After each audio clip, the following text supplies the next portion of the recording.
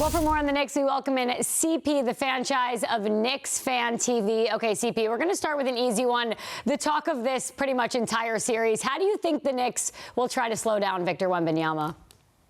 With Wemby being the Knicks' biggest challenge, Nikki, it's going to be a tall order. When you talk about that 7'4" frame, he is intimidating on the defensive side without even blocking shots. And so the Knicks are going to have to find ways to move him around that half court and pull him away from the basket, utilizing their three-point shooting from Karl-Anthony Towns. Most likely you'll see Victor Wembanyama guarding Josh Hart. So Josh Hart will be relied on to knock down that three to keep Victor Wembanyama honest. And when Wembanyama has the ball offensively, what the Thunder did well was continue to be physical with him, push him off of his spots and force him to take contested shots. And that'll have to be by committee from Karl-Anthony Towns to Mitchell Robinson to OG Anunoby. The Knicks will have to use their physicality to slow down the alien.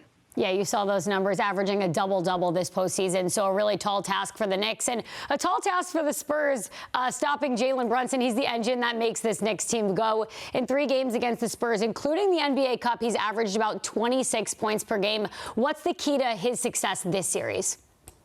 Well, there's no doubt, Nikki, that the Knicks will need to rely on Jalen Brunson's shot making. He's one of the best in the game, even in isolation. But where the Knicks have had success in the entire playoffs is moving Jalen Brunson off ball, continuing to run the offense through Karl-Anthony Towns, using their ball movement that has carried them so far in the playoffs. Jalen Brunson on his three-point shooting has been assisted on 61% of his threes. So the Knicks using him off ball will certainly be effective there. I also think them using their defense to get out and transition and finding Jalen Brunson for open threes will certainly help in this series.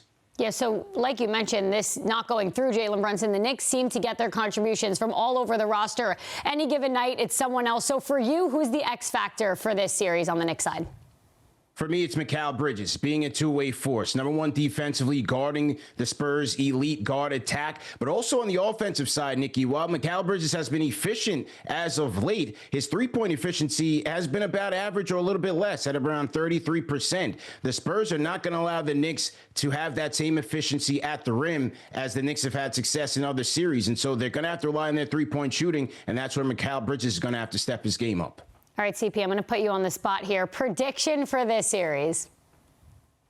I'm going to go Knicks in 6. I think this Knicks team is a team of destiny. The way that they've been able to play and lead the NBA in the playoffs in a multitude of categories, both on the offensive and defensive end, and then going with Captain Clutch Jalen Brunson, the most clutch player left in this playoffs. Listen, Victor Wembanyama deserves all the credit for where he's gotten the Spurs thus far in just 3 seasons, but this is Jalen Brunson's time on the big stage, and I think he's going to raise his team and raise that trophy in the end.